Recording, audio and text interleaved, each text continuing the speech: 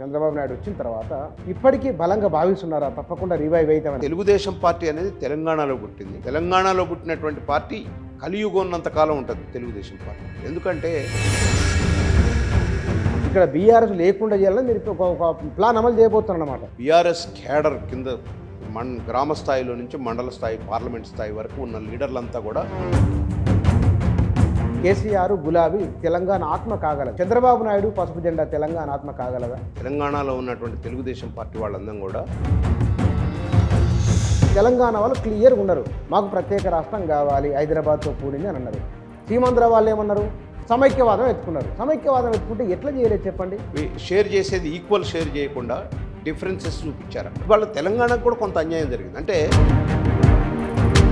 Telugu Desam party కూడా revive అయితే కనుక మరి పోతిరెడ్డిపాడు సమస్యను పరిష్కరించి తెలంగాణకు పాలమూరు రంగారెడ్డికి నీళ్లు అందుబాటులోకి వచ్చేటట్టు చేయగలరా? డెఫినెట్గా తెలుగుదేశం పార్టీ దగ్గర ఒక్కటే థీరీ. మేము కృష్ణా జలాల విషయంలో కానీ, గోదావరి జలాల విషయంలో కానీ మేము చంద్రబాబు నాయుడు తెలంగాణలో పార్టీని రివైవ్ చేస్తామని అంటే ఇక తెలంగాణ కోసం ఏర్పడిన పార్టీని ఉండనివ్వరు. అది ప్రజలు చేయాలి, అది మేము కాదు చేసేది. తెలంగాణ ఎందుకంటే ఇక్కడ కేసీఆర్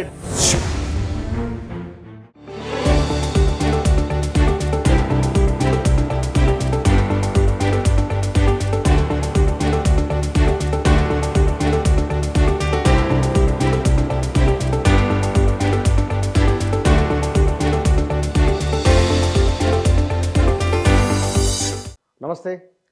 తెలంగాణ రాజకీయాల్లోకి తెలుగుదేశం పార్టీ రాబోతున్నదని, తెలుగుదేశం పార్టీని పునరుజ్జీవింపజేస్తామని ఆంధ్రప్రదేశ్ ముఖ్యమంత్రి, తెలుగుదేశం పార్టీ జాతీయ నాయకులు చంద్రబాబు నాయుడు గారు అన్నారు.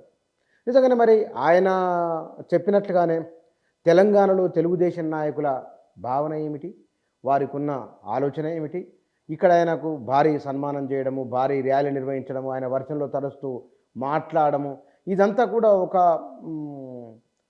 ఉమ్మడి రాష్ట్ర మాజీ ముఖ్యమంత్రి హైదరాబాద్ కేంద్రంగా తెలుగుదేశాన్ని మరోసారి రివైవ్ చేస్తామని చెప్పడం, వారితో మాట్లాడిన విషయాలు ఏమిటి, ఏమి వారి ఆలోచన ఏమిటో తెలుసుకుందాం. మన దగ్గర తెలుగుదేశం నాయకులు దుర్గా ప్రసాద్ గారు ఉన్నారు. ఇంతకు పూర్వం ఒక ఇంటర్వ్యూ వేరేది ఉన్నది, ఆనాడు చంద్రబాబు నాయుడు రాకముందు. ఇప్పుడు వచ్చిన తర్వాత ఈ విషయాలు మాట్లాడదాం. సార్ నమస్కారం. నమస్కారం ముచ్చట గారు. సార్, మీ దగ్గరికి వచ్చి మొన్న చంద్రబాబు నాయుడు వచ్చిన తర్వాత వర్షంలోనే ఆయన మాట్లాడడం, మీరు ఇప్పటికీ బలంగా భావిస్తున్నారా తప్పకుండా రివైవ్ అవుతామని? ఆయన ఏదో మాట వరుస కన్నారో లేకపోతే కనుక మీరు నిజంగానే పక్కా వ్యూహంతోనే అన్నారా ఏమిటో తెలియదు, కానీ మీ మధ్య జరిగిన చర్చ ఏమిటి? బుచ్చన్న గారు, ఇవాళ తెలుగుదేశం పార్టీ అనేది ఒక ప్రైడ్. అది రెండు తెలుగు రాష్ట్రాల్లో కూడా తెలుగుదేశానికి, తెలుగు రాష్ట్రాల్లోనే కాదు ఇతర దేశాల్లో మా శాఖలు కూడా ఉన్నాయి. అంటే ఎక్కడ కంటెస్ట్ చేయకపోయినా మాల్దీవ్స్లో కంటెస్ట్ చేస్తాం మేము. అక్కడ మా కౌన్సిలర్లు గెలిచాడు, చైర్మన్ గెలిచాడు మాల్దీవ్స్లో. అయితే మాకు అట్లా పక్కమ్మటి కొన్ని ప్రాంతాల్లో పాండిచ్చేరి ఉంది, అక్కడ మాకు డెఫినెట్గా ఒక కౌన్సిలర్ గెలుస్తాడు. అంటే తెలుగుదేశం అనేది తెలుగువారు ఉన్న కాడ అందరూ పార్టీ పెట్టేసుకున్నారు. అంతో ఇంతో పార్టీగా కొంత అంటే మీటింగులు అవి జరుగుతాయి తప్ప కంటెస్ట్ చేసే శక్తి ఉన్న కాడ కంటెస్ట్ చేస్తున్నారు. అందుకనే ప్రపంచవ్యాప్తంగా తెలుగుదేశం పార్టీ ఉందని అనిపించడానికి అనేక దేశాల్లో మా జెండాలు కట్టి అనేక కార్యక్రమాలు, ఎన్టీ రామారావు గారి వర్ధంతి కానీ, లేకపోతే జయంతి కానీ, పార్టీ ఆవిర్భావ దినోత్సవం కానీ, చంద్రబాబు నాయుడు గారి వేడుకలు కానీ, పుట్టినరోజు వేడుకలు కానీ, ఇవన్నీ కూడా పార్టీ పరంగా చేస్తారు. కాబట్టి తెలుగువారి ప్రైడ్ కోసం, తెలుగువారి ఆత్మగౌరవం కోసం పుట్టినటువంటి తెలుగుదేశం పార్టీ దానికి సైమల్టేనియస్గా బడుగు బలహీన వర్గాల వారికి ఒక రాజకీయ ప్లాట్ఫారం అనేది మొదటి నుంచి ఉన్నది. ముఖ్యంగా మరి తెలంగాణ ప్రాంతంలో తెలుగుదేశం పార్టీ వచ్చిన తర్వాతనే తెలంగాణ ప్రాంతంలో బడుగు బలహీన వర్గాల వరకు ఒక రాజకీయ చైతన్యం ఇచ్చిన పార్టీ. అది ఆన్ రికార్డ్. అంటే మేమంటాం పార్టీగా, మేము 40 ఏళ్ళుగా ఈ పార్టీలో ఉన్నాం మేమంటాం కాదు. స్వయాన చంద్రశేఖరరావు గారు on the floor of the house అసెంబ్లీలో కూడా చెప్పారు, బీసీలకి బడుగు బలహీన వర్గాల వారికి పెద్దపీట అంటే రాజకీయ చైతన్యం తెలుగుదేశం పార్టీతోటే వచ్చింది. తెలుగుదేశం పార్టీ అనేది అంకురార్పణ చేసింది. ఇక్కడ పటేల్ పటవారి వ్యవస్థ కానీ, ఫ్యూడల్ వ్యవస్థను రద్దు చేసినటువంటిది అది ఎన్టీ రామారావు చేసింది. ఎన్టీ రామారావు చేసిన దాన్ని చంద్రబాబు నాయుడు గారు కొనసాగించారు. మీరు చూడండి, ఇప్పుడు చంద్రబాబు నాయుడు గారు క్యాబినెట్ తీసుకున్నా, ఉమ్మడి రాష్ట్రంలో చంద్రబాబు నాయుడు గారు క్యాబినెట్ తీసుకున్నా కూడా బడుగు బలహీన వర్గాల వరకే పెద్దపీట. అంటే రాజకీయ చైతన్యం, అన్ని కులాలు, అన్ని మతాలు అందరం కలిసి పరిపాలించుకోవాలనేది ఒకటి. ఒక కులానికే మతానికే కాదు. చంద్రబాబు నాయుడు గారు ఇంకా పర్ఫెక్ట్గా ఉండేవారు ఆ విషయంలో, ఇప్పుడు కూడా అట్లే ఉన్నారు. అందుకనే తెలుగుదేశం పార్టీ అనేది తెలంగాణలో పుట్టింది. తెలంగాణలో పుట్టినటువంటి పార్టీ కలియుగం ఉన్నంతకాలం ఉంటుంది తెలుగుదేశం పార్టీ. ఆ? 100% కలియుగం ఉన్నంతకాలం తెలుగుదేశం పార్టీ ఉంటుంది. ఎందుకంటే ఆ యొక్క మూలాలు మీరు చూస్తే బహుశా మా లీడర్లు కొంతమంది పోయి ఉండొచ్చు. మేము ఇప్పుడు ఒక 7-8 మంది 10 మంది ఉంటే ఉండొచ్చు. కానీ కేడర్ మట్టి గ్రామాల్లో ఇప్పటికీ తెలుగుదేశం కేడర్ నిక్షిప్తమై ఉంది. కానీ ఇక్కడ సార్ ఒక మాట, మొన్న చంద్రబాబు నాయుడు ఇక్కడికి వచ్చి మాట్లాడము, ఆ వర్షంలో ఎందుకు తీసుకొచ్చారు, ఆయనతో వర్షంలో తడిపించు ఎందుకు తీసుకొచ్చారు, అంత ఎందుకు మాట్లాడితే అవసరం ఏమిటి, తర్వాత మాట్లాడవచ్చు. వర్షం వచ్చింది సార్, అది ఆ టైం క్లైమేట్ అట్లా వచ్చింది. అంటే ఒక మంచి వాతావరణం శుభసూచకం. మేము ఎప్పుడు మీటింగ్ పెట్టుకున్నా కూడా ఒక పెద్ద ఇంకోటి మొన్న సార్కి స్వాగతం పలికిన దాంట్లో కూడా పార్టీ ఆర్గనైజేషన్ చేసి కొంత స్వాగతం పెట్టినా కూడా మేము, కానీ అనేక మంది తటస్థులు కానీ పాత మా పార్టీలో ఉన్నవాళ్ళు వేరే పార్టీలోకి పోయిన వాళ్ళంతా వచ్చేసారు, ఆఫీస్కి వచ్చారు. సార్ మీటింగ్కి అటెండ్ అయ్యారు, వాళ్ళంతటా వాళ్ళే వచ్చారు. మేము ఇంకా అయితే సార్ వచ్చిపోయిన తర్వాత డెఫినెట్గా మేము గర్వాప్సీ అనేది పెట్టాం. ఇప్పుడు ఆల్మోస్ట్ ఆల్ కొన్ని జిల్లాల్లో ఇప్పుడు జాయినింగ్లు అవుతూనే ఉన్నాయి. జెండా పండగ అనే కార్యక్రమాన్ని చేస్తున్నాం. మా పొలిట్ బ్యూరో సభ్యులు బక్కి నరసింహులు గారి ఆధ్వర్యంలో కొన్ని ప్రాంతాల్లో అవుతూనే ఉన్నాయి. ఆయన నిన్న కూడా మన ఇక్కడ మహబూబాద్ పార్లమెంట్కి పోయి వచ్చాడు, మొన్న అశ్వరాపేట పోయి వచ్చాడు, ఇవాళ మహబూబ్ నగర్ పోయారు, అచ్చంపేటకు పోయారు ఈరోజు. అయితే వారు కూడా డైలీ ఏదో ఒక కార్యక్రమం పెట్టుకొని పాత వాళ్ళని చేసి ఒక జెండా పండగలాగా ఒక కార్యక్రమం తీసుకొని చేస్తున్నాం. అంటే మేము ఆల్రెడీ యాక్టివిటీ స్టార్ట్ చేసాం, కాకపోతే ఇప్పుడు నూతనంగా ఒక కమిటీని వేస్తున్నారు సారు. ఆ కమిటీ వేసిన తర్వాత కొత్త కమిటీలు అన్నీ కూడా వేసుకోవాలి. మాకు ఉన్నాయి ఆల్రెడీ పార్లమెంట్ కమిటీలు, మండల కమిటీలు, డిస్ట్రిక్ట్ కమిటీలు అన్నీ ఉన్నాయి. వీటిని మళ్ళీ రివైవ్ చేస్తున్నాం. కమిటీలన్నీ కూడా పోయిన వారిని కొత్త వారిని ఏదైనా వేసుకొని ఇంకా ఇప్పుడు అసలు ఇవాళ భారత రాష్ట్ర సమితి అనేది బ్రాకెట్లో TDP party, Telugu Desam Telangana party. ఎందుకంటే మీకు అందరికీ తెలుసు బీఆర్ఎస్ పార్టీలో ఉన్న వాళ్ళు మొత్తం కూడా తెలుగుదేశం పార్టీ. అంటే ఆనాడు ఉద్యమ కాలంలో రాజ్యాధికారం వచ్చిన తర్వాత ఇంకో పార్టీ ఉండకూడదన్న ఉద్దేశంతో కేసీఆర్ గారు గతంలో 14 మంది ఎమ్మెల్యేలను తీసుకున్నారు. తర్వాత 18లో కూడా 2 ఎమ్మెల్యేలను తీసుకున్నమే కాకుండా కింద కేడర్ను కూడా మొత్తాన్ని తీసుకున్నారు. ఇవాళ బీఆర్ఎస్ పరిస్థితి ఏముందో రాష్ట్రంలో అందరికీ తెలుసు. ఎప్పుడైతే భారత రాష్ట్ర సమితి అధికారం కోల్పోయిందో ఈ రాష్ట్రంలో ఆల్టర్నేట్గా తెలుగుదేశం పార్టీయే ఉంటుంది, బడుగు బలగీర్గాల ప్లాట్ఫారం. ఖచ్చితంగా మన పార్టీలోకి మళ్ళీ వెళ్దామని చెప్పి ఎక్కడికక్కడికి అడుగుతున్నారు. రాష్ట్ర స్థాయిలో తీసుకుంటున్నారేమో. మేము రివెంజ్ తీసుకోవటం కాదు, పార్టీ యొక్క నిర్మాణం అట్లా ఉందండి. తెలుగుదేశం యొక్క పార్టీ నిర్మాణం బహుశా ఈ భారతదేశంలో ఏ పార్టీ నిర్మాణం అట్లా లేదు. అట్లాంటి నిర్మాణం ఉన్నది పార్టీ. కానీ ఎమ్మెల్యేలు వెళ్ళి కలవడం, చంద్రబాబు నాయుడు వచ్చినబడే ఇక్కడ రావడంతో వెళ్ళి కలవడం అంటే మీరు ఒక పక్కా ప్లాన్తో ఇక్కడ బీఆర్ఎస్ లేకుండా చేయాలని మీరు ఒక ప్లాన్ అమలు చేయబోతున్నారు అన్నమాట. ఇక్కడ ఉన్నటువంటి కొంతమంది ఎమ్మెల్యేలు చంద్రబాబు నాయుడు గారిని మర్యాదపూర్వకంగా కలిశారు. ఆ ఎమ్మెల్యేలంతా కూడా గతంలో మా పార్టీలో పనిచేసిన వారే. వారు ముఖ్యమంత్రి అయిన సందర్భంగా మొదటిసారి వారికి శుభాకాంక్షలు చెప్పడానికి వారు కలిశారు. దాంట్లో పెద్ద రాజకీయం ఏమి ఉందనుకోవట్లా. కానీ బీఆర్ఎస్ కేడర్ కింద గ్రామ స్థాయిలో నుంచి మండల స్థాయి, పార్లమెంట్ స్థాయి వరకు ఉన్న లీడర్లంతా కూడా తెలుగుదేశం పార్టీతో అసోసియేట్ అవుతున్నారు. త్వరలో వారంతా కూడా ఈ పార్టీలోకి రావడానికి సిద్ధంగా ఉన్నారు. అందుకని మేము నూతన కమిటీలు కూడా వేయబోతున్నాం. వారిని కలుపుకొని కొన్ని కమిటీలు వేద్దామని చూస్తున్నాం. ఆ రకంగా ముందుకెళ్తున్నాం. ముఖ్యంగా తెలంగాణ ప్రాంతం వచ్చేసరికి చూసాము మనం, చంద్రబాబు నాయుడు గారు 2 ప్రాంతాలు విడిపోయినాయి తప్ప 2 కళ్ళు సిద్ధాంతం అన్నారు చంద్రబాబు నాయుడు గారు. చంద్రబాబు నాయుడు గారు చెప్పింది అది కాదు. ఇరు రాష్ట్రాలు విడిపోయినప్పుడు ఈక్వల్ వాటాలు, ఈక్వల్ భాగస్వామ్యం ఉండాలి. అది అట్లా పంపకం అనేది కరెక్ట్ జరగలేదు. భౌగోళికంగా విడిపోయినంత తప్ప అన్నదమ్ముల మధ్య వైషమ్యాలు ఉండకూడదని, అందుకనే దానికి మొదటి స్టెప్ చంద్రబాబు నాయుడు గారు తీసుకున్నారు. ఈరోజు విభజన చట్టంలో ఉన్న హామీలు 2 తెలుగు రాష్ట్రాల ముఖ్యమంత్రులు కూర్చొని సరిచేయొచ్చని మొన్న నిరూపించారు. అందుకని డెఫినెట్గా మొన్న కూర్చున్నప్పుడు ఫస్ట్ సారి వాళ్ళు అడిగారు. ఇప్పుడు 7 మండలాలు ఏదైతే పోయినాయో అందులో ఒక 5 గ్రామాలు చాలా అంటే పరిపాలన దృష్టితోటి తెలంగాణకి సౌకర్యంగా ఉంటుంది, అటు ఆంధ్రాకి ఇబ్బందిగా ఉంది. అక్కడ ప్రజలు కూడా వాళ్ళు కోరుకున్నారు. భద్రాచలం చంద్రబాబు నాయుడు గారు ఆ మధ్య పోయినప్పుడు కూడా వాళ్ళు కోరుకున్నారు. కాబట్టి అది మానవీయ కోణంలో డెఫినెట్గా దాంట్లో ఏదో పరిపాలన కొరకు, రాజ్యాధికారం కొరకు ఎక్కువ విశాలమైనటువంటి ప్రదేశం ఉండాలన్న ఉద్దేశం కాదు. ప్రజల సౌకర్యార్థం 5 గ్రామాలు ఇవ్వడానికి చంద్రబాబు నాయుడు గారు సుముఖంగా ఉంటే తెలంగాణ ప్రభుత్వం 2 కూడా ఒక గెజిట్ ఇవ్వమని చెప్పి ఆల్రెడీ కేంద్రానికి ఒక లేఖ కూడా రాశారు. This is the first step to solve this problems. అదేవిధంగా 9th 10th షెడ్యూల్లో ఉన్నటువంటి వాటిని ఆల్మోస్ట్ ఆల్ అన్నీ శిలాబెడ్డి కమిటీలో ఇచ్చినటువంటి రిపోర్ట్స్ ఏవైతే ఉన్నాయో 88 షెడ్యూల్స్లో ఉన్నటువంటి 9లో ఉన్నటువంటి కానీ 10లో ఉన్నటువంటి కానీ మ్యాక్సిమంగా ఒక 80 మీద ఒక 28 మీద ఈ ఏకాభిప్రాయం ఉంది. వాటికి నోటిఫికేషన్ కూడా ఇస్తున్నారు. ఇంకా కొన్ని జటిలంగా ఉన్నాయి, ఒక 15-20 ఉన్నాయి. అవి కూడా విభజన చట్టంలో రాశారు.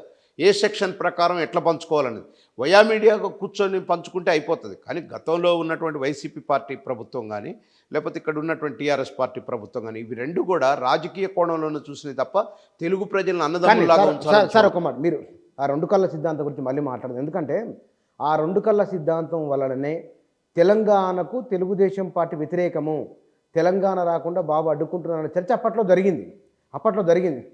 ఎంత లేదనుకున్నా సరే టీఆర్ఎస్ బీఆర్ఎస్గా మారినప్పటికీ కేసీఆర్ గులాబీ తెలంగాణ ఆత్మ కాగలదు.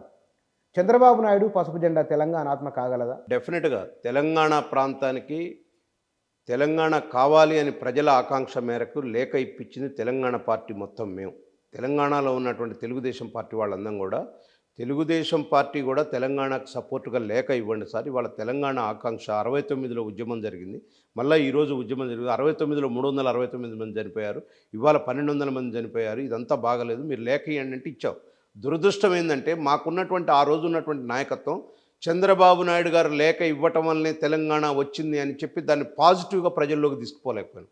మీరు ఒక్కటి బుచ్చన్న గారు, మీరు బాగా పాత ఫైల్స్ అన్నీ తీసినా కనపడతాయి. తెలంగాణ ఉద్యమంలో తెలుగుదేశం పార్టీ అనేది ప్రతి జిల్లాలో ధర్నాలు రాస్తారోకోలు చేసింది. అఖిలపక్షంలో కలిసి పనిచేసాం. కాకపోతే తర్వాత కేసీఆర్ దాన్ని ఓన్ చేసుకున్న తర్వాత ఇటు కాంగ్రెస్ పార్టీని కానీ ఏ పార్టీని కూడా లేకుండా తను ఓన్ ఎజెండాగా పెట్టుకున్నాడు. సరే, తను ప్రైడ్, ఎందుకంటే అతను ఏదో నిరాహార దీక్ష చేశాడు కాబట్టి వచ్చింది కాబట్టి అతను అన్నారు. సరే, తెలంగాణ తెచ్చడంలో కేసీఆర్ పాత్ర లేదని చెప్పలే, ఉంది. ఆ రోజు ఎంతోమంది చేసినా కూడా అటు చెన్నారెడ్డి గారి పీరియడ్లో ప్రజాసమితి కింద 11 మందిని గెలిపించినా కూడా ఆనాడు ఇందిరాగాంధీ గారు కలుపుకొని తెలంగాణ ఇవ్వలేకపోయినారు. సరే, ఇదొక తెలంగాణ ఘట్టం. తెలంగాణ ఘట్టంలో తెలుగుదేశం పాత్ర పెద్దది, విపరీతమైనది. అయితే చంద్రబాబు నాయుడు గారు 2 కళ్ళు అన్నది తర్వాత లేఖ ఇచ్చినాక ఎందుకు అన్నారంటే విభజన అనేది సరిగ్గా జరగలేదు. నేను కూడా ఇవాళ చెప్తున్నా, విభజన అనేది సక్రమంగా జరగలేదండి. 2 రాష్ట్రాలకు ఆ రోజు ఇష్టానుసారంగా ఏదో ఆ రోజు చంద్రశేఖరరావు గారు కూడా ఒకానొక దశలో అన్నారు విభజన. ఆ రోజు రేత్రి జయరాం రమేష్ నా దగ్గర పంపిస్తే నేను చూసి ఒప్పుకున్నాను. కానీ అది రాష్ట్రాల మధ్య ఇటు కానీ అటు కానీ ఆల్ పార్టీస్ డెలిగేషన్ కానీ కొంతమంది ముఖ్యులు పెద్ద మనుషులను కానీ మాజీ ముఖ్యమంత్రులు కానీ కూర్చోబెట్టి చేయలేదు అది. కానీ సార్ ఒక మాట, 2013 జూలై నెల కాంగ్రెస్ వర్కింగ్ కమిటీ తీర్మానం, ఆ తర్వాత నెలకే కేబినెట్ తీర్మానం జరిగింది. కేంద్ర కేబినెట్ ఓకే అన్నది. ఆంధ్ర ప్రాంతానికి సీమాంధ్రకు సంబంధించిన, నేను ఆ రోజు ఢిల్లీలోనే నేను కవర్ చేసిన ఆ వార్తని, గ్రూప్ ఆఫ్ జీవోఎం ఏర్పాటు చేసిండ్రు. జీవోఎం దగ్గరికి వచ్చి ఆంధ్రప్రదేశ్కి ఏం కావాలో అడగండి అని అంటే వీళ్ళు సమైక్య రాష్ట్రం అని అన్నారు తప్ప ఆంధ్రకి ఏం కావాలో అడగలేదు. ఆనాడున్న కిరణ్ కుమార్ రెడ్డి కానీ లేకపోతే కనుక మంత్రులు కానీ రోజు వాళ్ళందరూ కానీ ఎంపీలు కానీ వాళ్ళు అడిగింది ఏమిటి? ఉమ్మడి సమైక్యత. నువ్వు ఏపీకి ఏం కావాలో అడగరు. తెలంగాణ వాళ్ళు క్లియర్గా ఉన్నారు, మాకు ప్రత్యేక రాష్ట్రం కావాలి, హైదరాబాద్తో కూడింది అని అన్నారు. సీమాంధ్ర వాళ్ళు ఏమన్నారు? సమైక్యవాదం ఎత్తుకుంటే ఎట్లా చేయలేదు చెప్పండి? విభజన తప్పని. అందుకనే నేనేం చెప్తున్నంటే సమైక్యవాదం అనే మూడ్లో వాళ్ళు ఉన్నారు కాబట్టి విభజన చేసే పెద్దలు ఎవరైతే ఉన్నారో దాన్ని కన్సెన్సస్గా చేయాల్సిన అవసరం ఉంది, ఈక్వల్ ప్రయారిటీ ఇవ్వాల్సిన అవసరం ఉంది. మనం చూద్దాం, జనాభా ప్రాతిపదికన ఆంధ్రాలో జనాభా ఎక్కువ, ఇక్కడ తెలంగాణలో జనాభా తక్కువ. కానీ ఇరిగేషన్ దాంట్లో చూసుకుంటే ఇక్కడ పవర్ ప్రాజెక్టులు అన్నీ చూసుకుంటే పవర్ వాడకం అనేది అక్కడ ఎక్కువ ఉంటుంది, ఇక్కడ తక్కువ ఉంటుంది. యాక్చువల్గా వాళ్ళు ఏం చేశారు, పవర్ ఇక్కడ ఎక్కువ ఇచ్చి అక్కడ తక్కువకి ఇచ్చారు. అంటే ఈ పంపకంలో 58-42 అనే నిష్పత్తి షేర్ చేసేది ఈక్వల్ షేర్ చేయకుండా డిఫరెన్సెస్ చూపించారు అక్కడ. అది డిఫరెన్సెస్ వచ్చింది. ఇవాళ తెలంగాణకు కూడా కొంత అన్యాయం జరిగింది. అంటే తెలంగాణ సాధనలో ఆ రోజు కేసీఆర్ గారు చెప్పినారు, ఆ డ్రాఫ్టింగ్ అంతా నేను చూసినాను. డ్రాఫ్టింగ్ ప్రకారం అయితే విభజన చట్టంలో వాటర్ ఇరిగేషన్ గురించి చెప్పినప్పుడు నువ్వు ఎందుకు మాట్లాడలేదు? తెలంగాణకు అన్యాయం జరిగింది. వాస్తవంగా తెలంగాణకు ఆంధ్రప్రదేశ్కి అన్యాయం జరిగింది. అసలు ఆంధ్రప్రదేశ్ తెలంగాణకు 2 రాష్ట్రాలకు అన్యాయం జరిగింది. కారణం ఏంటంటే కేంద్రం విభజన చట్టంలో ఇచ్చేటప్పుడే పైన 3 రాష్ట్రాలు ఉన్నాయి, 2 రాష్ట్రాలు ఉన్నాయి, అటు కర్ణాటక ఇటు మహారాష్ట్ర. గోదావరి జలాలు కానీ కృష్ణా జలాలు కానీ డివైడ్ చేసేటప్పుడు 4 రాష్ట్రాల పరిధి తీసుకోకుండా 3 రాష్ట్రాల పరిధి తీసుకున్నారు. ఈ రాష్ట్రం డివైడ్ అయినాక 4 రాష్ట్రాలు అయింది కదా. పంపకంలో వాటాల్లో తేడా వచ్చింది. తేడా వచ్చే వాళ్ళ నీళ్ల కాడ 2 రాష్ట్రాలకు కూడా జగడం జరుగుతుంది. ఆ రోజు మనం ఉమ్మడి రాష్ట్రంగా ఉన్నప్పుడు ఎప్పుడు మహారాష్ట్ర మీద కర్ణాటక మీద ఫైట్ చేసేవాళ్ళం. మహారాష్ట్ర మీద బాబ్లీ గడుతుంటే ఆ రోజు చంద్రబాబు నాయుడు గారు ఎమ్మెల్యేలందరినీ తీసుకొని పోయి అరెస్ట్ అయ్యి 3 రోజులు అక్కడ జైలు పాలయ్యి మళ్ళీ వాళ్ళు గవర్నమెంట్ అరెస్ట్ చేసి తీసుకొచ్చి ఇక్కడ వదిలిపెట్టిపోయారు. అలాంటి పరిస్థితి. అది దేని కొరకు? బాబ్లీ ప్రాజెక్టు ఆ రోజు తెలంగాణ ప్రాంతానికి గోదావరి నీళ్లు ఎడారిగా మారుతుందని చంద్రబాబు నాయుడు గారు పోయాడు. ఆంధ్ర ప్రాంతానికి కోసం కాదే. That is Chandrababu Naidu. చంద్రబాబు నాయుడు గారు ఎప్పుడు కూడా ప్రాంతాలని కాదు, ఎక్కడ అన్యాయం జరిగినా, ఈవెన్ మేము ఆ రోజు అధికారంలో కూడా లేము. లాతూర్లో భూకంపం వచ్చి జనమంతా ఇదైపోతుంటే స్పెషల్ ఫ్లైట్స్ ఎన్టీఆర్ ట్రస్ట్ నుంచి పెట్టి జనాన్ని తీసుకొచ్చారు. సార్ అంటే తెలుగుదేశం పార్టీ మానవీయ కోణంలో ఒక రాజకీయ పార్టీ అయినప్పటికీ కూడా ఒక స్వచ్ఛంద సంస్థలాగా ఇన్నాళ్ళు మేము ఇవాళ తెలంగాణలో ఇంతకాలం 20 సంవత్సరాలు దాటిపోయింది ఇప్పుడు అధికారం లేక, అయినా కూడా ప్రజల కోసం గతంలో మేము 17 సంవత్సరాలు ఉమ్మడి రాష్ట్రంలో ఇక్కడ ఈ రాష్ట్రాన్ని పరిపాలించడం, తెలంగాణని పరిపాలించడం. తెలంగాణ ప్రజలు మాకు బ్రహ్మాండమైనటువంటి ఆదరణ ఇచ్చారు. 96 సీట్లతోటి బ్రహ్మాండమైనటువంటి మెజారిటీ ఇచ్చినటువంటి ప్రజలు తెలంగాణ ప్రజలు. ఆ ఆఖరికి రాష్ట్రం విడిపోయినాక కూడా మాకు బ్రహ్మాండంగా 15 మెజారిటీ ఇచ్చారు, 15 సీట్లు ఇచ్చారు, 24% ఓట్లు ఇచ్చారు. తెలంగాణ ప్రజలు ఎప్పుడు కూడా తెలుగుదేశం పార్టీని వద్దనలేదండి. రాజకీయ పార్టీలు ఇక్కడ తెలుగుదేశం పార్టీని లేకుండా చేయడానికి చేసిన వ్యూహమే కానీ ప్రజల్లో లేకుండా పోలేదు. అది మళ్ళీ మేము నిరూపిస్తాం. ఎందుకంటే గతంలో రాజకీయాలు తీసుకోవాలి మనం. 94లో ఎన్టీ రామారావు గారి నాయకత్వంలో అధికారంలోకి వచ్చినప్పుడు మేము ఓనుగా 202 సీట్లు, 20 సీట్లు అఖిలపక్షంగా మేము మిత్రపక్షంగా పోతే ఆనాడు కాంగ్రెస్ పార్టీకి 26 సీట్లు ప్రతిపక్ష హోదా లేకుండా వచ్చింది. ఆ రోజు ఉన్నటువంటి మీలాంటి సీనియర్ జర్నలిస్టులు కానీ అందరూ కూడా ఇక తెలుగుదేశమే బాగా ఆ రాజ్యాధికారం. రాజకీయాలు ఎప్పుడు కూడా 1+1 2గా ఉండవండి, మారుతుంటాయి, చేంజ్ అవుతుంటాయి, 4 5 అట్లా కూడా అవుతుంటాయి. ఇది క్యాలిక్యులేషన్ కాదండి. ఎందుకంటే ఆ రోజు 26 సీట్లతో ఉన్న కాంగ్రెస్ పార్టీ రాజశేఖర రెడ్డి గారి పీరియడ్లో 2 సార్లు అధికారంలోకి వచ్చింది. కాబట్టి ఏ రాజకీయ పార్టీ కూడా ఇది కాదు. కాకపోతే ఎక్కడ ఏంటంటే ఒక ఉద్యమం చేసి ఒక ఆకాంక్షతో వచ్చినటువంటి పార్టీ ప్రజలకు మంచి పరిపాలన ఇస్తే వాళ్ళు కొనసాగుతారు. తెలుగుదేశం అనేది 3 దఫాలు 4 దఫాలుగా అధికారంలోకి వచ్చింది. 3 దఫాలు తెలంగాణ ప్రాంతం ఉమ్మడి రాష్ట్రంలో. పోయినసారి కేసీఆర్ జగన్మోహన్ రెడ్డి ఇద్దరు మంచి మైత్రి ఉన్నది, పోతిరెడ్డిపాడు సమస్య పరిష్కారం కాలేదు, తెలంగాణ ఇంకా అడుగుతూనే ఉన్నది. ఇప్పుడు తెలుగుదేశం పార్టీ కూడా రివైవ్ అయితే కనుక 2 రాష్ట్రాల్లో తెలుగుదేశం పార్టీ ఉండే ప్రయత్నం ఉన్నట్లు, మరి పోతిరెడ్డిపాడు సమస్యను పరిష్కరించి తెలంగాణకు పాలమూరు రంగారెడ్డికి నీళ్లు అందుబాటులోకి వచ్చేటట్టు చేయగలరా? డెఫినెట్గా. మీ ప్రత్యామ్నాయం చెప్పండి, దానికి ఏం చేస్తారో చెప్పలే. డెఫినెట్గా తెలుగుదేశం పార్టీ దగ్గర ఒక్కటే థీరీ. మేము కృష్ణా జలాల విషయంలో కానీ గోదావరి జలాల విషయంలో కానీ మేము పార్టీగా కానీ చంద్రబాబు నాయుడు గారి ఐడియాలజీ కానీ ఎప్పుడూ చెప్పినారు.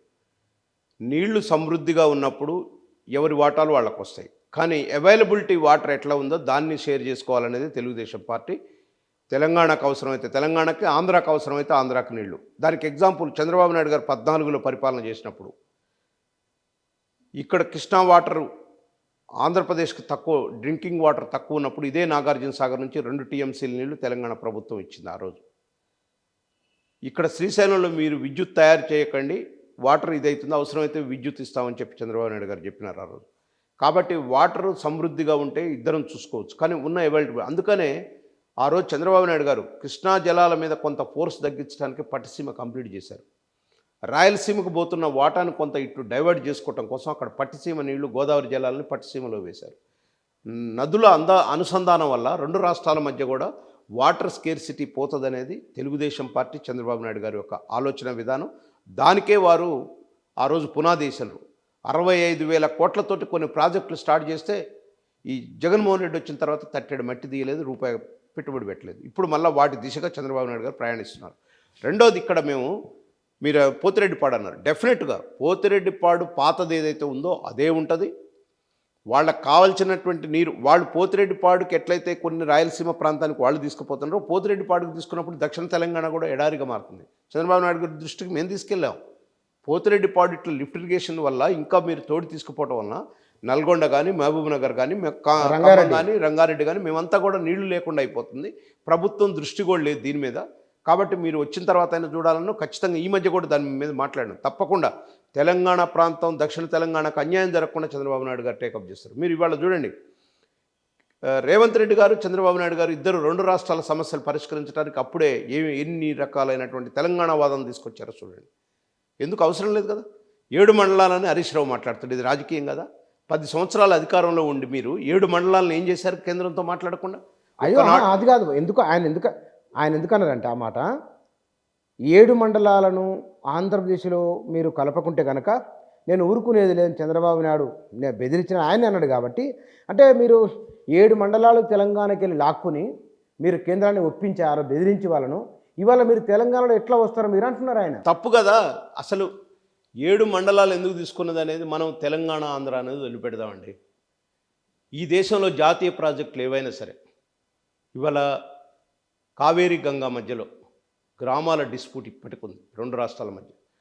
ఒరిస్సా ఛత్తీస్గఢ్ మధ్య ఆంధ్రప్రదేశ్కి ప్లస్ తెలంగాణకు కూడా ఉంది. మనది బాబ్లీ దాని గురించి మహారాష్ట్రతోటి కేసీఆర్ గారే పోయి మాట్లాడి దాన్ని ఏదో 4 ఫీట్లు తగ్గించి తీసుకొచ్చారు. అంటే రాష్ట్రాల మధ్య కొన్ని గ్రామాలు కొన్ని మండలాలు కనుక వస్తుంటే వాటిని జాతీయ ప్రాజెక్టులు నిర్మాణం చేయడానికి అడ్డంకి ఏర్పడుతుంది ఖచ్చితంగా. ఆ రాష్ట్ర ప్రభుత్వాలు అయితే వాళ్ళకి పునరావాసం ఇస్తాయి, వాళ్ళకి ఏం కావాలన్నా అవన్నీ చూసుకుంటాయి. కాబట్టి వన్స్ ఫర్ ఆల్ అంటే ఆ పోలవరం అనే జాతీయ ప్రాజెక్టు కావాలి అనే ఉద్దేశంతో చంద్రబాబు నాయుడు గారు చేశారు. అంతేగాని తెలంగాణ ప్రజలను చీల్చేదో పరిపాలించాలనే ఆలోచన కాదు అది. ఆ ఆలోచన తప్పది. అది ఇప్పటికి తెలంగాణ వాదులు అందరిలో ఉంది. ఎస్, ఒక జాతీయ ప్రాజెక్టు నిర్మాణం స్వతంత్రం వచ్చి 74 సంవత్సరాలు అవుతుంది. ఈ రోజు వరకు అనేక ప్రాజెక్టులు 15%, 16% అయినాయి. ఒక్క పోలవరం మాత్రమే 74% ఆ రోజు చంద్రబాబు నాయుడు గారు చేయగలిగారు. మళ్ళీ ఇవాళ మొదలు పెడుతున్నారు దీన్ని 2 ఇయర్స్లో దాన్ని పోలవరం కంప్లీట్ చేస్తారు. అది ఆంధ్రప్రదేశ్ నాడి. అది గోదావరి జలాలు పుష్కలంగా వచ్చి అనుసంధానం చేస్తే కృష్ణా వాటర్ మీద ప్రెషర్ తగ్గుతుంది, తెలంగాణకు కూడా మేలు జరుగుతుంది. ఇది 2 కోణాల్లో ఉంది. కాబట్టి రాజకీయ వ్యవహారంగా చూడకుండా ఇప్పుడు చంద్రబాబు నాయుడు గారికి రాజకీయాలు చేయాల్సిన అవసరం లేదు. తెలంగాణ విషయంలో మాట్లాడాం. ఈవెన్ రేవంత్ రెడ్డికి కూడా రాజకీయాలు చేయాల్సిన అవసరం లేదు ఆంధ్ర తెలంగాణని. ఎందుకంటే కాంగ్రెస్ పార్టీ కూడా ఆ రోజు విభజనకు కట్టుబడి ఉంది. ప్రాంతాల వారీగా న్యాయం జరగాలని కాంగ్రెస్ పార్టీ కోరుకుంటుంది. అందుకని విభజన చట్టంలో ఉన్నటువంటి వాటి ఇవాళ ఏంటంటే 10 ఇయర్స్, ఒక డెకెడ్ కాలం అయిపోయింది. 2 ఏజెన్సీలకు సంబంధించినటువంటి డబ్బులు, ఆస్తులు cash and on cash bank రికార్డులలో 8-10 వేల కోట్ల రూపాయలు ఉన్నాయండి. అంటే దగ్గర రెండు రాష్ట్రాల మధ్య అది దగ్గర 20,000 కోట్లు అయి ఉంటాయని నాకు అనుమానం. బ్యాంక్ ఇంట్రెస్ట్ 10 ఇయర్స్ కలుపుకుంటే అంటే ఇవాళ 8,000 కోట్ల రూపాయలు రిలీజ్ చేసుకొని వాళ్ళు 2 రాష్ట్రాలు కూడా లోడ్ బడ్జెట్లోనే ఉన్నాయి. ఒక రకంగా వీరు ఒక రకంగా ఖర్చు పెట్టిపోయిండు, ఆయన ఒక రకంగా ఖర్చు పెట్టిపోయిండు. ఈ 2 రాష్ట్రాలను ఇప్పుడు తట్టుకోవడానికి కొంత బడ్జెట్ రిలీజ్ అయింది, ఇద్దరికి కూడా కొంత రిలీఫ్ దొరుకుతుంది. నిన్న ఇక్కడ గవర్నమెంట్ రైతు రుణమాఫీ మొదలుపెట్టింది. వాళ్ళకు కూడా ఇబ్బందులు ఉన్నాయి, అక్కడ కూడా కొన్ని ప్రజా సంక్షేమ కార్యక్రమాలు ఉన్నాయి.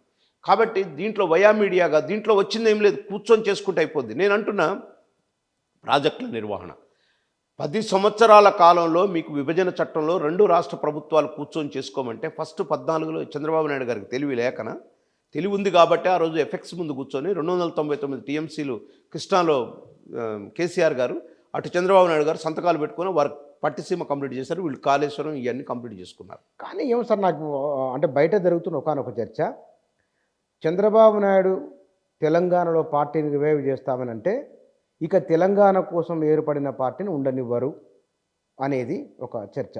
అది ప్రజలు చేయాలి, అది మేంగా చేసేది తెలంగాణ. ఎందుకంటే ఇక్కడ KCR done lot of mistake.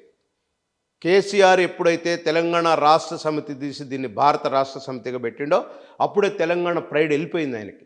ఏం చెప్పాడండి కేసీఆర్?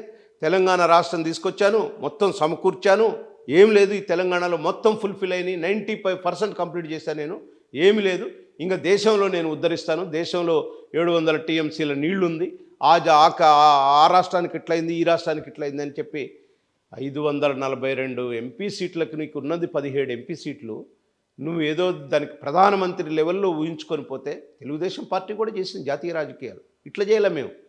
జాతీయ రాజకీయాలు చేసింది దేశంలో రాజకీయ అనిశ్చితి వచ్చినప్పుడు అన్ని పార్టీలను కన్సెన్సస్తో తీసి పక్కన కూర్చొని మీరెవరన్నా ప్రధానమంత్రి కాండి, ఈ దేశం కన్సెన్సస్లో పోవాలి, ఒకే రకంగా పోవాలి, మెజారిటీ ఎవరికి లేదు కాబట్టి ఒకసారి కాంగ్రెస్ తోటి, ఒకసారి బీజేపీ తోటి, ఒకసారి అట్లా United front, NDA, national front 3 ప్రభుత్వాలను ఏర్పాటు చేసినాం. That is Telugu Desam party.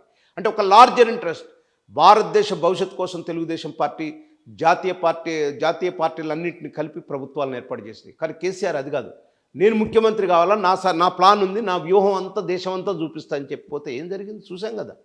అందుకని తెలంగాణ సమాజం, తెలంగాణ ప్రజానీకం అనుకుంది, ఓ తెలంగాణ వాదాన్ని పక్కన పెట్టేసిండు, తెలంగాణ అయిపోయింది, ఇంకా భారతదేశం వెళ్తాడట, వద్దులే ఈయన మనకు తెలంగాణకు అని చెప్పి ప్రజలు. నీ తెలంగాణలో ఏమిచ్చినావు నువ్వు? ఉద్యోగాలు, నిరుద్యోగాలు, 2 లక్షల ఉద్యోగాలు అన్నావు, ఇంటికో ఉద్యోగం అన్నావు. ఇవాళ పేదవాళ్ళకి 3 ఎకరాలు, దళితులకు 3 ఎకరాల భూమి అన్నావు, డబుల్ బెడ్రూమ్ ఇళ్ళు అన్నావు. నువ్వు ఇచ్చిన మేనిఫెస్టోలో ఒక్కటన్నా అమలు చేసినావు? ఆఖరికి తెలంగాణ సమాజానికి దళితుడిని ముఖ్యమంత్రి చేస్తానని చెప్పినావు, నిలబెట్టినావు. అంటే నీవు ఈ 10 ఏళ్లలో చేసిన అసలు ఉద్యమ పార్టీ ఎప్పుడైనా సరే మంచి పరిపాలన చేస్తేనూ కంటిన్యూ కొనసాగుతుంది, లేదా ఏదన్నా విచ్చలవిడితనం చేస్తే లాస్ట్ టైం కూడా 63 మందిని ఇస్తే దాన్ని 88 మందికి చేసుకున్నాం. అంతకుముందు 88 ఇస్తే మళ్ళీ నెక్స్ట్ సారి 102 మందికి. అంటే రాజకీయ పార్టీలన్నీ చేర్చుకున్నాం. ఇంకో రాజకీయ పార్టీ ఉండకూడదు అనుకున్నాం. సమాజం అట్లా ఉండదండి, ఇంకో రాజకీయ పార్టీ ఉండకూడదని ఉంది. కానీ ఒక్కటే ఈ దేశంలో, ఈ దేశ చరిత్ర ఎటు భౌగోళికంగా ఎట్లా చూసినా సరే భారతదేశంలో విప్లవంతోటో లేకపోతే ఒక సామాజిక వర్గంగానో లేకపోతే ఒక ప్రాంతీయంగానో ఒక ప్రభుత్వం ఏర్పడిన తర్వాత ఆ ప్రభుత్వం మంచిగా పరిపాలిస్తేనే మనుగడ కొనసాగించింది తప్ప ఆ తర్వాత లేదు. అస్సాం గోవంతక పార్టీ ఉంది. ఒక్కసారి అధికారంలోకి వచ్చారు, స్టూడెంట్ వింగ్ అంతా వచ్చి నేషనల్ లెవెల్లో నేషనల్ ఫ్రంట్ ప్రభుత్వంలో కూడా ఉన్నారు ఆ రోజు వాళ్ళు. ఆ తర్వాత కనుమరుగైపోయింది, అవినీతిమయమైపోయి ఇష్టానుసారంగా, అనుభవం లేకుండా ఇష్టానుసారంగా. అందుకనే ఉద్యమ పార్టీ ఒకసారి రాష్ట్రాన్ని ఏర్పాటు చేసిన తర్వాత అధికారంలో లేకపోతే కొనసాగటం కష్టం. తెలుగుదేశం పార్టీ తెలుగువారి బ్రాండ్ కొరకు, బడుగు బలహీన వర్గాల శ్రేయస్ కొరకు, సమాజంలో ఉన్నటువంటి ప్యూర్ అండ్ ప్యూర్ని పోగొట్టడం కోసం పుట్టినటువంటి పార్టీ మాది. కాబట్టి ఈ పార్టీకి అంతం లేదు. తెలుగుదేశం పార్టీకి, టీఆర్ఎస్ పార్టీకి అంతం ఉన్నది. ఉద్యమ పార్టీ నేపథ్యంలో వచ్చిన పార్టీ తర్వాత అదే బాణిలో పరిపాలిస్తే బాగుండేది. రాజకీయ విశృంఖలాలు ఎందుకంటే మీకు 63 ఇచ్చిన తర్వాత ఎవరో కూలుస్తారని భయపడిపోయి ఇష్టానుసారంగా చేర్చుకొని నెక్స్ట్ సారి కూడా ప్రభుత్వానికి 88 ఇచ్చారు ప్రజలు, తెలంగాణ ప్రజలు. ఇంకా 102 చేసుకున్నాం. కాంగ్రెస్కి వాళ్ళకి కనీసం ప్రతిపక్ష హోదా లేకుండా చేసినాం. ఎందుకంటే ఇదంతా రాజకీయం. ఇవాళ ఏం జరుగుతుంది? ఇదే నువ్వు ఇచ్చినటువంటి దాన్ని ఆనవాయితీగా తీసుకొని వాళ్ళ కాంగ్రెస్ పార్టీ కూడా తప్పు. ఇది ఎవరు చేసినా దేశంలో తప్పు. దీనికి ఒక ప్రామాణికమైనటువంటి చట్టం రావాలా. ఖచ్చితంగా ఈ రాజకీయ ఈ మార్పులు అనేవి జరిగినప్పుడు వితిన్ డేస్లోనే ఆ స్పీకర్ ఐదర్ కోర్టు ద్వారానన్నా దీన్ని చేయాలి. అంటే ఇప్పుడు కాంగ్రెస్ ఫిరాయింపులు కూడా తప్పే అంటారు? తప్పే, డెఫినెట్గా కాంగ్రెస్ ఫిరాయించుకునే దాన్ని కూడా తప్పే పడుతున్నాం మేము. ఎందుకంటే గతంలో కేసీఆర్, గతంలో ఇందిరాగాంధీ పీరియడ్లో కొన్ని జరిగినాయి. తర్వాత ఒక 15-20 ఏళ్ళు సాఫీగా నడిచిపోయింది దేశంలో మొత్తం అంతటా. ఆ తర్వాత కేసీఆర్ ఒక్కడే నేను చెప్పగలను, దేశం యావత్ 30 రాష్ట్రాల్లో చూసుకోండి, 20 సంవత్సరాల తర్వాత ఒక చరిత్రను సృష్టించాడు. వేరే పార్టీ నుంచి తీసుకొని మంత్రి పదవి కూడా ఇవ్వచ్చని ఒక ఆనవాయితీ చూస్తే దానికి కేంద్రం కానీ ఎవరు ఏం మాట్లాడకపోతే ఆఖరికి తెలుగుదేశం పార్టీ కూడా బలైపోయినాం. మేము కూడా సమకాలిక రాజకీయాలతో పాటు ఆయన చేసిండని చెప్పి మేము పక్క పార్టీ నుంచి తీసుకొని మంత్రులను చేసినాం. ఆ రోజు మేము కూడా పార్టీలో చర్చ జరిగింది. ఇది చాలా తప్పు పోతుంది ఇది అని. అందుకనే మేము రాజ్యసభలో ఆనాడు అట్ట చేసినప్పటికి కూడా రాజ్యసభలో మేము వెంకయ్యనాయుడు గారు ఉన్నప్పుడు ఒక తీర్మానాన్ని ప్రవేశపెట్టినాం. యాంటీ డిఫెక్షన్ లాని దీన్ని సరిచేయాల్సిన అవసరం ఉంది. రాజకీయ పార్టీలు మారిన వెంటనే వాళ్ళు డిస్క్వాలిఫై కావాల్సిన అవసరం ఉంది. అది ఏదైనా చట్ట పరిధిలో ఇంకేదైనా కఠినమైనటువంటి సెక్షన్ తీసుకురావాలని చెప్పినటువంటి పార్టీ తెలుగుదేశం పార్టీ. ఇవాళ కూడా దానికి కట్టుబడి ఉన్నాం. అంటే ఇవాళ నేను అడుగుతున్న కేసీఆర్ నిన్న కేటీఆర్ పోయి స్పీకర్ గారికి ఇస్తారు ఏ డేట్లో ఎవరు మారిందని. కేటీఆర్కి నేను మీ ద్వారా అడుగుతున్నా, మేము కూడా మా 14 మందిని తీసుకున్నప్పుడు తలసాని శ్రీనివాస్ యాదవ్ గారిని ఎప్పుడు తీసుకున్నారు, గోపిని ఎప్పుడు తీసుకున్నారు, మన గాంధీని ఎప్పుడు తీసుకున్నారు, లక్ష్మారెడ్డి గారిని ఎప్పుడు తీసుకున్నారు, అట్లా ఎవరెవరు 14 మందిని తీసుకున్న పేర్ల ప్రకారం డేట్ల ప్రకారం మేము స్పీకర్ గారికి ఇచ్చాం. స్పీకర్ 5 ఏళ్ళు మీ దగ్గర ఉన్నాడు గారు నిర్ణయం తీసుకున్నాడండి. మేము కోర్టులో వేసాం, హైకోర్టులో కూడా వేసాం. హైకోర్టు నిర్ణయం చెప్పిందండి. కాబట్టి ఇదంతా కూడా మీకు అయ్యేసరికి మీకు ఇవాళ నేను అడుగుతున్నా, మీ ప్రతి మాటలో మాకప్పుడు అట్లా చేసేవాడు మీకు ఇప్పుడు అవుతుంది. సమాజానికి ఒక బ్యాడ్ ప్రెసిడెన్సీ అప్పచెప్పారు వీళ్ళే. దానికి ప్రధాన సూత్రధారులు తండ్రి కొడుకు ఇద్దరు. తలసాని ఎప్పుడు వస్తున్నాడు మళ్ళీ తెలుగుదేశంలోకి? ఐ డోంట్ నో, నేను అనుకోవట్లేదు. ఒకవేళ ఎవరు వచ్చినా ఆహ్వానిస్తామండి.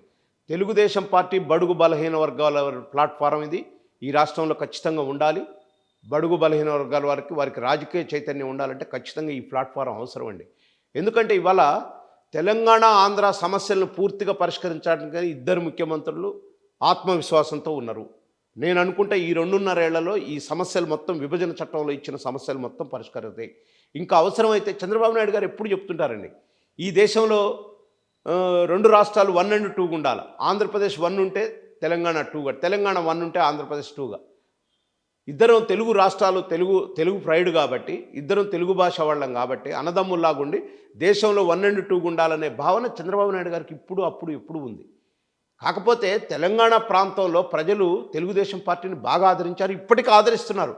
ఇప్పటికి చంద్రబాబు నాయుడు గారు మేమెవ్వరం ఉత్తగా ఒక జిల్లాకు వస్తానంటే మేమెవ్వరం డబ్బులు కూడా పెట్టక్కర్లా, నడిసొచ్చి చంద్రబాబు నాయుడు గారి కాడికి వచ్చేటట్లు ఉన్నారు. మొన్న వచ్చినప్పుడు ఎంతమంది తరలించారు మీరు? మేమెవ్వరం తరలించలేదు. మీరు ఎక్కడైనా మీ గ్రౌండ్ లెవెల్లో ఎవరినైనా అడగండి, ఎక్కడ జీబులు పెట్టడం కానీ లేకపోతే జనాన్ని తీసుకురావటం కానీ, జస్ట్ మా క్యాడర్ని రమ్మన్నాం అంతే. సార్ వస్తున్నారు, మనం స్వాగతం పలికి ఇట్లా సన్మానం చేస్తున్నామని. అసలు విచిత్రం ఏంటంటే మేము వేసిన టెంట్ కుర్చీలు ఏమి సరిపోలేదండి. మీరు చూసే ఉంటారు, పార్టీ ఆఫీస్ కితకితలాడిపోయింది. అసలు మేము ఎక్స్పెక్ట్ చేయాల. అంటే పాత పార్టీ వాళ్ళు, మా పార్టీకి సంబంధించిన వాళ్ళు, వేరు వేరు పార్టీలో ఉన్నవాళ్ళు వాళ్ళు కూడా వచ్చేసారండి. వారు కూడా వచ్చారు. వారు కూడా వచ్చి డెఫినెట్గా ఇక్కడ రివైవ్ అవుతుంది. చంద్రబాబు నాయుడు గారు అందుకనే ఆ పబ్లిక్ను చూసి ఆయన స్టేట్మెంట్ ఇచ్చారు, తప్పనిసరిగా ఇక్కడ రివైవ్ చేస్తా, కొత్త కమిటీలు వేస్తా, నూతన కమిటీ. ఇంకోటి కూడా, యువకులకు ఎక్కువ ప్రాధాన్యత ఇస్తున్నారు రేపు రాబోయే రోజులు. మళ్ళీ ఈ పార్టీని ఒక 40 ఇయర్స్ రివైవ్ చేయాలని చెప్పి 40 ఇయర్స్ వరకు నడిపించడం కోసం ఒక యువకులతో కూడినటువంటి, మేమంతా ఎప్పుడో 40 ఏళ్ల క్రితం చేరినాం, ఎన్టీ రామారావు గారు ఉన్నప్పుడు చేరినాం. ఎస్, తప్పనిసరిగా యువకులు వచ్చినప్పుడు వాళ్ళకందరికి ప్రాధాన్యత ఇస్తాం, మేమంతా వెనక ఉండి నడిపిస్తాం పార్టీని.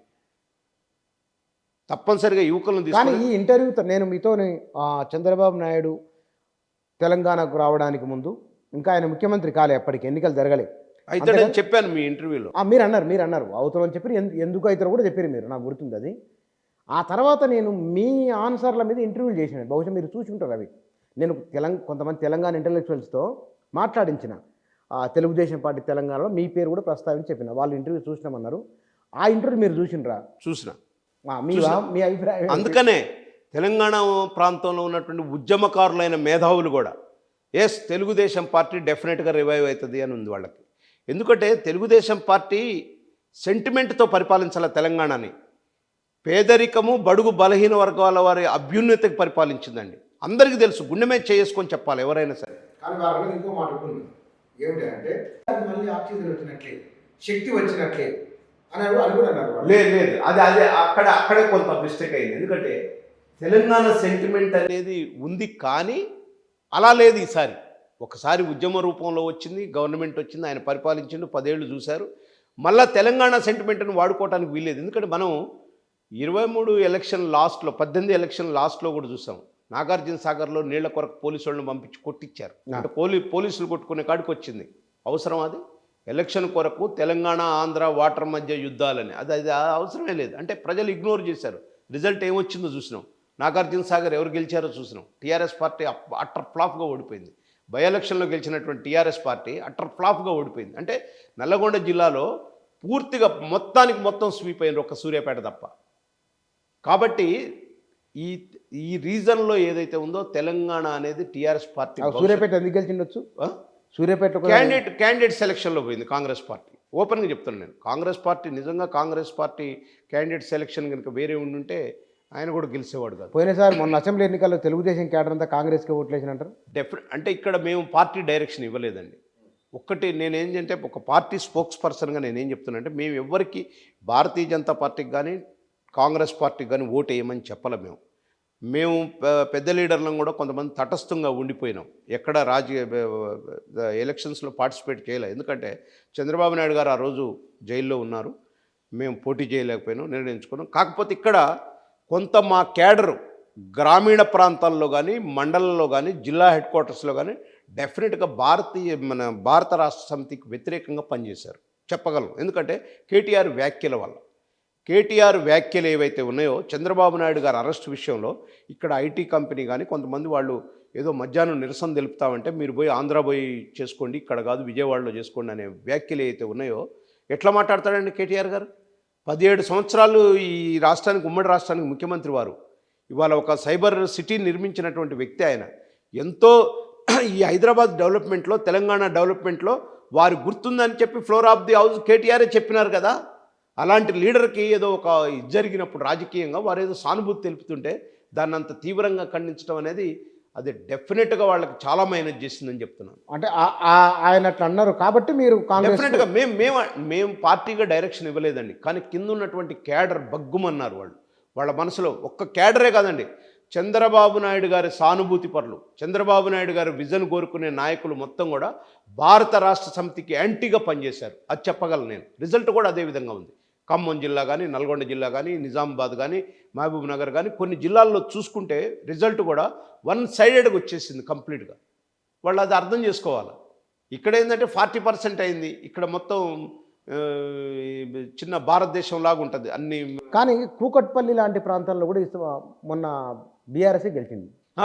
అదే నేను చెప్తున్నా కదా, కొన్ని ప్రాంతాలు హైదరాబాద్ వరకు కొంత వీళ్ళు అంటే ఇతర ప్రాంతాల వాళ్ళు ఉంటారు కాబట్టి డెవలప్మెంట్ యాక్టివిటీస్ చూసి వారికి ఏదో ఓటేసారు. బాగా డెవలప్ చేసినట్లే హైదరాబాద్ కొంత మేము చంద్రబాబు నాయుడు గారే చెప్తారు కదా, ఇప్పుడు మీటింగ్లో కూడా చెప్తారు కదా, చంద్రబాబు నాయుడు గారు చేసినటువంటి డెవలప్మెంట్ యాక్టివిటీని అటు రోషయ్య గారు కానీ కిరణ్ కుమార్ రెడ్డి గారు కానీ వచ్చిన వాళ్ళు ఎవరైనా సీఎంలు తర్వాత వచ్చినటువంటి చంద్రశేఖరరావు కానీ కంటిన్యూ చేసుకుంటూ పోయారు కాబట్టి హైదరాబాద్ ఎకో సిస్టమ్ డెవలప్ అయింది కాబట్టి ఫైనాన్షియల్గా స్టెబిలిటీ ఉన్న స్టేట్గా మారింది.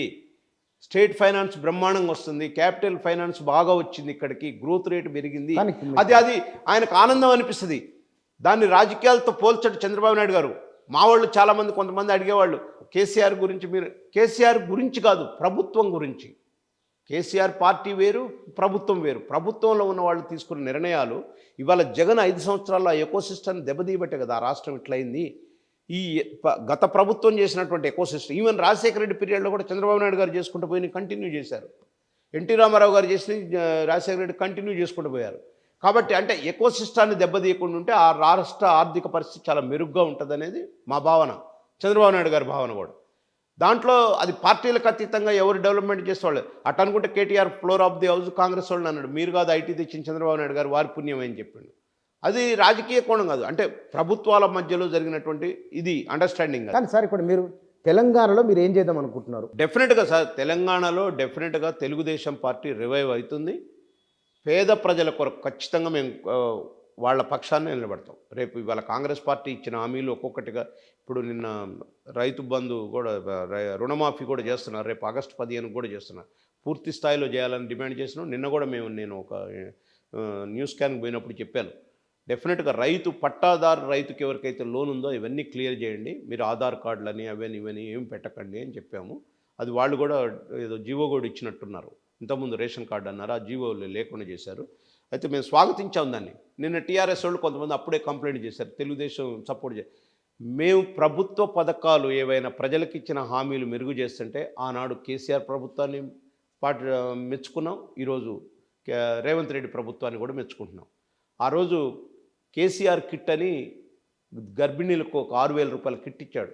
మొట్టమొదటిసారి టీవీ ముందుకు వచ్చి అప్రిషియేట్ చేసింది నేనే. ఎందుకంటే చాలా రోజుల తర్వాత ఏమన్నారు ఆ రోజు మీరు కేసీఆర్ గురించి? డెఫినెట్గా అంటే ఏదైతే మధ్యతరగతి వాళ్ళు బీదవాళ్ళు డెలివరీస్కి వస్తున్నారు, ప్రైవేట్ హాస్పిటల్స్కి పోతే వేల రూపాయలు అవుతున్నాయి. ఇది ఒక మంచి పథకం. గవర్నమెంట్లో ఆక్యుపెన్సీ కూడా పెరిగింది అప్పుడు. ఆ రోజు గవర్నమెంట్ హాస్పిటల్లో డెలివరీస్ సిజరీస్ కూడా ఎక్కువైతున్నాయి ఆ రోజుల్లోనే. ఈ కిట్ ఏదైతే 6,000 ఇస్తారు, ఫ్రీగా జరుగుతుంది, మరి 6,000 రూపాయలు కిట్ ఇచ్చి పంపుతున్నాం. చాలా అప్రిషియేట్ చేశాను దాన్ని. దట్ ఈజ్ అ మంచి కార్యక్రమం, పూరెస్ట్ వాళ్ళకు వచ్చినటువంటిది. అట్లాంటి ప్రభుత్వ పథకాలను ఎందుకు చేయండి? రైతు బంధు ఉంది, రైతు బంధు కూడా మేము అప్రిషియేట్ చేసాం. కానీ దాంట్లో ఉన్న లోపాలను ఎత్తి చూపించాం. మీరు ఇవ్వాల్సింది వీళ్ళకి కాదు. ఇవాళ ఈ కాంగ్రెస్ పార్టీ రేవంత్ రెడ్డి గారి ప్రభుత్వం ఏదైతే దాన్ని మాన్యువల్ పెట్టిందో ఆ మాన్యువల్ చెప్పాం మేము ఆ రోజు. గుట్టలకి, చెట్లకి, లేకపోతే ఎమ్మెల్యేలకి, మంత్రులకి ఎకరాలు 20 ఎకరాలు 30 ఎకరాలు ఫామ్ హౌజులకి, వీటికి కాదు డబ్బులు ఇవ్వాల్సింది, ఓన్లీ రైతాంగానికి. కౌలు రైతుకు కూడా ఇవ్వమని కోరాం ఆ రోజు మేము. తెలుగుదేశం పార్టీ కౌలు రైతుకి ఇవ్వమని ఎన్నోసార్లు చెప్పాం. ఇవాళ కాంగ్రెస్ పార్టీ ఆ ప్రకారం స్టెప్స్ వేయబోతుంది. ధరణి గురించి చెప్పాం. ధరణి ఇది తప్పు జరుగుతుందని చెప్పాం. ధరణి చాలా చాలా అపోహలు ఉన్నాయి, ఈ ధరణి ఇట్లా కాదు, దీన్ని మోడిఫికేషన్ చేయాలని చెప్పాం. ఎవరో నువ్వు కలెక్టర్ చేతిలో పెడితే ఒక డిస్ప్యూట్ ఉంటే దాన్ని తీయటానికి చాలామంది, కొన్ని లక్షలు ఉన్నాయి ఇప్పుడు ధరణిలో, కనీసం 2-3 లక్షల వివాదాలు ఉన్నాయి ఇప్పుడు. లార్జర్ భూమి అంతా, హైదరాబాద్ భూమి అంతా ధరణిలో నిక్షేపం అయి ఉన్నది. కొంతమంది కావాలని నైట్లు మార్చారు ధరణిలో, చాలా గొడవలు ఉన్నాయి ఇప్పుడు. అందుకని ఈ ప్రభుత్వాన్ని డిమాండ్ చేస్తున్నారు, ధరణి రద్దు చేయండి. చేరికలు ఎప్పటి నుంచి ఉండబోతున్నాయి? డెఫినెట్గా ఇప్పుడు ఆల్రెడీ గ్రామాల్లో చేరుతున్నారండి. ఇప్పుడు ఆల్రెడీ మేము జెండా పండుగని చేస్తున్నాం కార్యక్రమం. ఆ కార్యక్రమంలో గ్రామాల్లో ఉన్న వాళ్ళంతా చేరుతున్నారు. మళ్ళీ నూతనంగా కూడా ఇంకా కొంతమంది వస్తున్నారు. డెఫినెట్గా వాళ్ళందరినీ కూడా చేరుస్తాం. అంటే పాత ఎమ్మెల్యేలు, అంటే మాజీ ఎమ్మెల్యేలు ఉన్నారు, 2-3 కలిసి వాళ్ళు డెఫినెట్గా కొంతమంది ఎమ్మెల్యేలు, మాజీ ఎమ్మెల్యేలు కూడా చేరతారు. కొంతమంది మాజీ ఎమ్మెల్యేలు కూడా టచెస్లో. ప్రజెంట్ ఎమ్మెల్యేలు ఎవరన్నా? ప్రజెంట్ ఎమ్మెల్యేలు నేను ఐ డోంట్ నో, నాకైతే తెలియదు అంటే ఎవరు మాట్లాడుతున్నారో. కానీ ఎవరు వచ్చినా సరే మేము తెలుగుదేశం పార్టీ ఈ రాష్ట్రంలో ఉండాలి, పేదవాళ్ళకి సేవ చేయాలనే భావంతో వస్తే ఎవరినైనా తీసుకుంటామండి, అందులో డౌట్ ఏం లేదు. ఎందుకంటే ఇవాళ అధికారంలో లేము మేము. ఇక్కడ పార్టీని చేసుకోవటం కోసం, ప్రజల కోసం సేవ చేయటం కోసం వాళ్ళు వస్తామంటే ఆహ్వానిస్తాం వాళ్ళని. ఆల్రెడీ మేము ఇప్పుడు జిల్లాల్లో కానీ పార్లమెంట్ లెవెల్లో మాకు ఇప్పుడు అంటే జిల్లా కాకుండా పార్లమెంటు స్థాయి చేసినాం, 17 పార్లమెంట్లని. పార్లమెంట్లో కానీ మండల హెడ్ క్వార్టర్స్లో కానీ చాలామంది లీడర్లు జాయిన్ అవుతున్నారు. పోయిన వారం కూడా ఒక 500-600 మంది అక్కడక్కడ జాయిన్ అయ్యారు. ఇంకా రేపు రాబోయే రోజుల్లో మేము ఒక దాన్ని షెడ్యూల్ ఇస్తున్నాం మేము. అంటే గ్రామాల వారికి జెండా పండగ చేయాలని ఆ షెడ్యూల్లో డెఫినెట్గా చేస్తాం. గ్రామ స్థాయిలో, మండల స్థాయిలో లీడర్లు, పార్లమెంటు స్థాయిలో ఉన్న లీడర్లు జాయిన్ చేసుకుంటారు. రాష్ట్ర స్థాయిలో ఎవరైనా లీడర్లు ఉంటే చంద్రబాబు నాయుడు గారు వచ్చిన రోజు ఆ రోజు జాయిన్ చేస్తాం. బహుశా ఈసారి చంద్రబాబు నాయుడు గారు వచ్చే రోజు జాయినింగ్లు పెద్ద ఎత్తునే ఉంటాయండి. అది కూడా జరుగుతూ ఉంది. అంటే ఇది తెలంగాణ పైన మరోసారి సీమాంధ్ర ఆధిపత్యాన్ని నెలకొల్పేందుకు చంద్రబాబు నాయుడు ప్రయత్నం చేస్తున్నారని ఒక బలమైన ఆర్గ్యుమెంట్ కూడా వస్తున్నది ఇక్కడ. అయితే నేను ఒక్కటి చెప్తానండి, ప్రాంతాలు వేరైపోయిన తర్వాత, రాష్ట్రాలు వేరైపోయిన తర్వాత ఇంకా ఆధిపత్యం ఎక్కడదండి? అసలు ఆంధ్ర వాళ్ళు ఏం రూల్ చేయాల్సి వస్తుంది? ఇక్కడ తెలంగాణలో తెలుగుదేశం పార్టీకి చంద్రబాబు నాయుడు గారు అదే చెప్తాడు. చంద్రబాబు నాయుడు గారిని ఇప్పటికి మా సీనియర్ లీడర్లు చాలామంది, దయాకర్ రెడ్డి గారు చనిపోయినారు పాపం, అనేక సార్లు మీ ఇంట్లో నుంచి ఎవరన్నా ఇవ్వండి, మీరెవరన్నారండి అంటే లేదు ఇది తెలంగాణ ప్రాంతము, తెలంగాణ ప్రాంతంలో ఉన్న లీడర్లు మీరే డెవలప్ కావాలా, మీకే రాజ్యాధికారం, మీరే చూసుకోవాలా అండర్ డైరెక్షన్ అంతవరకే. అంటే ఏం డైరెక్షన్, పార్టీ ఎట్లా నడపాలి, ఏం చేయాలి అంతవరకే. కానీ day to day programme, even Telangana విషయాల్లో అనేక విషయాలు మీరు చూసే ఉంటారు. ప్రాజెక్టుల విషయంలో మేము కొట్లాడినామండి. పోతిరెడ్డిపాడు విషయంలో తెలుగుదేశం పార్టీ పక్షాన నేను కోర్టులో ఇంప్లీడ్ అయినా. జనార్దన్ రెడ్డి గారు ఆ రోజు బీజేపీలో ఉన్నారు, వారు ఇంప్లీడ్ అయినరు. పోతిరెడ్డిపాడు రెగ్యులేటర్ది ఆ రోజు బొక్కదవుతున్నట్టు ప్రభుత్వం 10 రోజులు మెదలగాకుండా ఉంది. కేసీఆర్ 10వ రోజు మేము కోర్టుకు పోయినాక 10వ రోజు కేసీఆర్ బయటకు వచ్చి స్టేట్మెంట్ ఇచ్చిండు. తెలంగాణ ప్రాంతానికి అన్యాయం జరిగితే ఊకోమని చెప్పాల. పార్టీగా ప్రజల ఆకాంక్షలు ఏవైతే దెబ్బతింటున్నాయో దాన్ని ఫైట్ చేయండి మీరు. డెఫినెట్గా మన ప్రభుత్వం ఉన్నా, ఏ ప్రభుత్వం ఉన్నా ఫైట్ చేయాలి. వాళ్ళ యొక్క ఆకాంక్షలు ఏవైతే వాటిని మీరు చెప్పాల్సింది తప్పదనను. అందుకనే మేము ఏమంటున్నామంటే ఇక్కడ ఆంధ్ర పెత్తనం అదే కదా. కేసీఆర్ ఏం చేశాడు? మహాకూటమి పేరుతో మేము కాంగ్రెస్ పార్టీతో కలిసి ఎన్నికలకు 18లో వచ్చినాడు. ఏం చేశాడు? ఆంధ్ర పెత్తనం అని చెప్పి ప్రజలను మోసం చేసి 88 సీట్లు తీసుకున్నాడు. ఆ రోజు ప్రజల్ని మోసం చేసి, మోసం ఎందుకైతే ఆయన చెప్పాలనుకుంటే ఇది చెప్పిండు. ప్రజలు ఏం చేశారు? తాత్కాలికంగా అవునేమో నిజమేమో, కానీ తర్వాత అర్థమైపోయింది ఇదంతా ఉత్తదే. తెలంగాణ ఆంధ్ర సెంటిమెంట్ రేకెత్తడమే కానీ ఎవరి ప్రభుత్వాలు వాళ్ళకి ఏర్పడిన తర్వాత, ఎవరి వాళ్ళకి అయిపోయిన తర్వాత ఇది అయిపోయింది అని చెప్పాను. ఆఖరికి మీకు ప్రేమ ఉన్నా లేకపోయినా విశాఖ స్టీల్ని వదిలిపెట్టనీయనని కేటీఆర్ మాట్లాడతాడు. ఆంధ్రాలో లీడర్లు లేనట్టు ఈయన విశాఖ ఉక్కు గురించి మేము పోరాటం చేస్తామంటాం. అవును, మరి తెలంగాణ లీడర్ లేనట్టు తెలుగుదేశం పార్టీకి ఇక్కడ డెఫినెట్గా బీఆర్ఎస్ ఉంది, కాంగ్రెస్ బీజేపీ. నేనేమంటున్నట్టే కాంగ్రెస్ పార్టీ ఆల్ ఇండియా లెవెల్లో ఉంది, Bharatiya Janata party all India లెవెల్లో ఉంది. మేము కూడా ఉన్నాం, మేము కూడా మా శాఖలు ఉన్నాయి. మరి ఈయన కూడా మాట్లాడతారు, మేము కూడా జాతీయ పార్టీ. కేటీఆర్ మేము మాట్లాడొద్దంటలా, మాట్లాడాలా. ఆయన భారత రాష్ట్ర సమితి పెట్టుకుని ఆంధ్రప్రదేశ్లో కూడా శాఖను పెట్టుకున్నాడు. బహుశా ఆయన అధ్యక్షుడు వెళ్ళిపోయిండు, అది వేరు విషయం. మహారాష్ట్రలో శాఖను పెట్టుకున్న ఆ అధ్యక్షుడు వెళ్ళిపోయిండు. బహుశా అది వేరు. వాళ్ళు పార్టీ శాఖలు పెట్టుకున్నారు, పార్టీ పెట్టుకోవచ్చు. ఈ భారతదేశంలో ఎవరైనా రాజకీయ పార్టీని పెట్టొచ్చని. కానీ మన ఆకాంక్షలు, మన యొక్క మేనిఫెస్టో, మన పార్టీ విధానం ఇతరులకు నచ్చాలి కదా. నువ్వు పెట్టినంత మాత్రాన కాదు కదా. ఎందుకు ఎంపీ సీట్లలో ఒక్క సీటు కూడా గెయిన్ కాలేకపోయినారు మీరు? ఇప్పటి వరకు కూడా వాళ్ళు దాని మీద సమీక్ష అనేది పెట్టుకోలేకపోయినారు. ఎందుకు పెట్టుకోలేదో మనకు అర్థం కావట్లేదు. అంటే ఒక రాజకీయ పార్టీ ఓడిపోయిన తర్వాత 17 సీట్లలో ఒక్క సీటు కూడా కనీసం కొన్ని డిపాజిట్లు రాలా, ఓ 2-3 చోట్ల డిపాజిట్లు వచ్చినాయి. ఏం జరిగిందనేది కూడా వాళ్ళు తెలుసుకోలేకపోయినారు. ఒక్కటే, తెలంగాణ సమాజం భారత రాష్ట్ర సమితిని నువ్వు భారత రాష్ట్ర సమితిగానే ఉండు, తెలంగాణ రాష్ట్ర సమితిగా వద్దు అని అంటున్నాను. అంటే తెలుగుదేశాన్ని ఆహ్వానిస్తున్నారు. డెఫినెట్గా తెలంగాణలో తెలుగుదేశాన్ని బడుగు బలహీన వర్గాలు ఆహ్వానిస్తున్నారు. మీరు నేను బుచ్చన, నేను మీతోటి ఇట్లా రాజకీయ పార్టీగా తెలుగుదేశంగా చెప్పటం కాదు. మీరు గ్రామాలలో మీ స్ట్రింగర్ని పంపించి తెలుగుదేశం పార్టీ పరిస్థితి ఏంటి ఇప్పుడు? చంద్రబాబు నాయుడు గారు రివైవ్ చేస్తాం. మరి మీరు ఎక్కువ ఊహించుకున్నట్లుంది. మేమే ఎక్కువ ఊహించుకోలే. మేము అందుకనే ఎక్కువ ఊహించుకున్నది మేము చెప్తే మేము ఇట్లా అన్నాం కదా.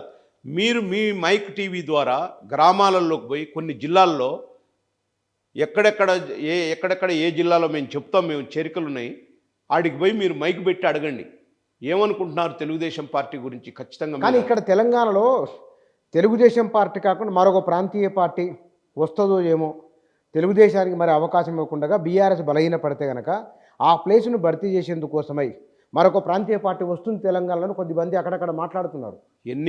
ఇంతకుముందే చాలా పార్టీలు వచ్చినాయి ఇక్కడ.